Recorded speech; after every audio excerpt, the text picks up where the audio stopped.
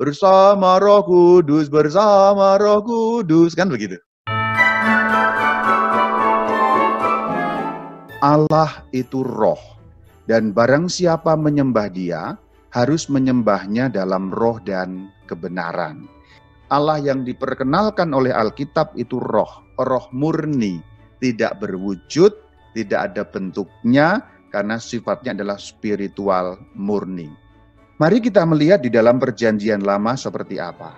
Bahkan kitab pertama dan bab pertama serta ayat pertama dan kedua pun sudah bicara mengenai roh Allah. Kalau kita membaca Kejadian 1 ayat 1 dan nyambung kepada ayat 2, itu sudah bicara mengenai Roh Kudus. Meskipun belum dalam nama Roh Kudus, belum dalam pribadi seperti yang dikenal oleh orang Perjanjian Baru.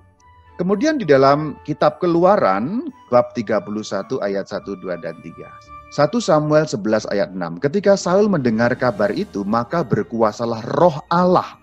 Kemudian zaman hakim-hakim, ini sebenarnya sebelum kerajaan. Dalam Hakim-Hakim 6 ayat 34, Gideon itu salah satu hakim.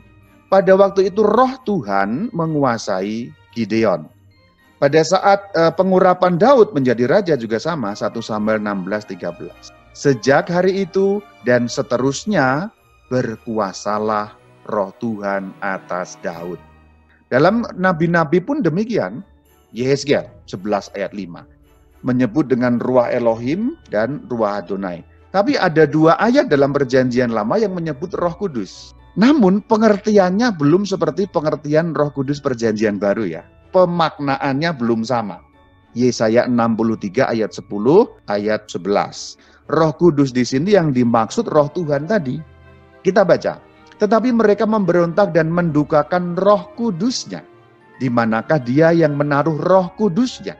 Siapa yang dimaksud Ruah Kadosh itu? Tidak lain adalah Ruah Elohim atau Ruah Adonai. Ayat 14.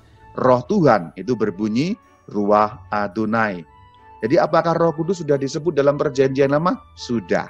Tapi pengertiannya masih akan berkembang dan masih akan nanti disempurnakan dalam pengertian Perjanjian Baru.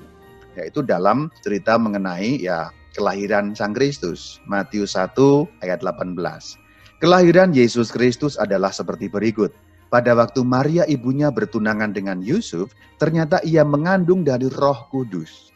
Kalau dalam bahasa Yunani berbunyi pneumatos hagiou. Kita juga lihat munculnya Roh Kudus sebelum ini pada saat menampaki Bunda Maria.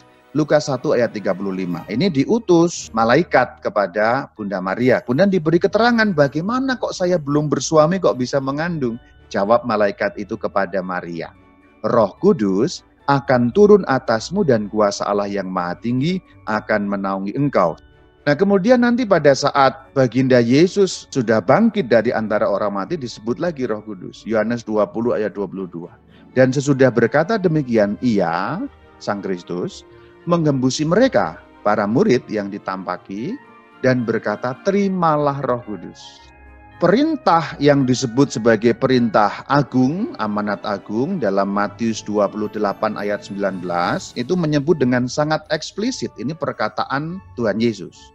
Karena itu pergilah, jadikanlah semua bangsa muridku dan baptislah mereka dalam nama Bapa dan Putra dan Roh Kudus. Rumus pembaptisan yang diperintahkan langsung oleh baginda Yesus, bahwa jelas sekali baptislah mereka dalam nama Bapa dan Putra dan Roh Kudus. Sangat jelas ya.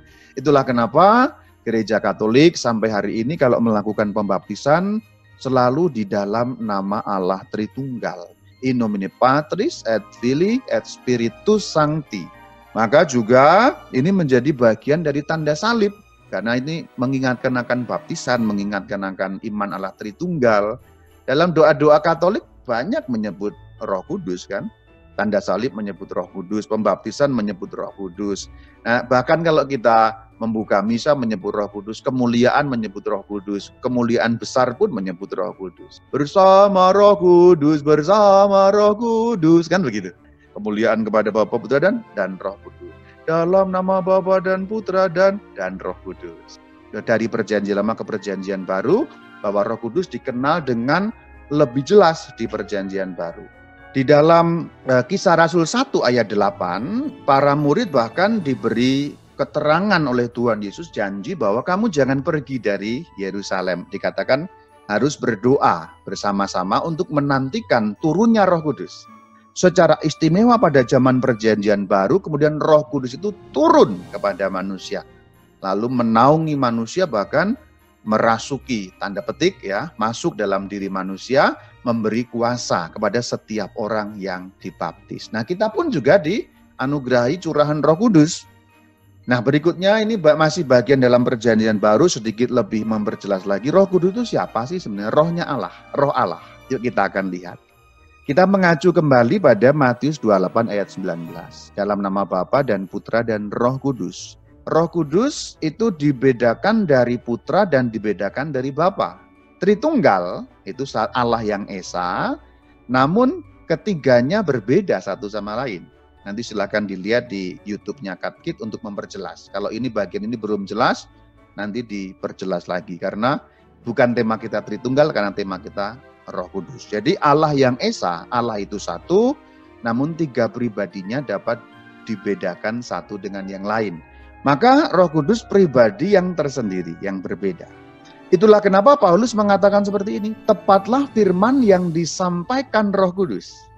Kita lihat siapa Roh Kudus sangat jelas di dalam 1 Korintus 2 ayat 11. Demikian pula lah, tidak ada orang yang tahu apa yang terdapat dalam diri Allah selain Roh Allah. Berarti Roh Allah itu Roh Kudus. Berarti Roh Kudus adalah sebutan untuk Roh Allah. Dan Roh Allah itu ada dalam diri Allah. Maka Roh Kudus Allah juga. Nah, kita lihat juga ayat-ayat yang lain, 1 Korintus 3 ayat 16, 1 Korintus 6 ayat 19, ini lebih jelas lagi. Apa peran-perannya? Yohanes 20 ayat 22 sampai 23. Jadi Roh Kudus itu memberi karunia untuk mengampuni dosa kepada para rasul. Peran yang selanjutnya itu menguduskan. 1 Korintus 6 ayat 11. Ini yang kedua perannya. Yang ketiga, penyertaan selama-lamanya. Yohanes 14 ayat 16.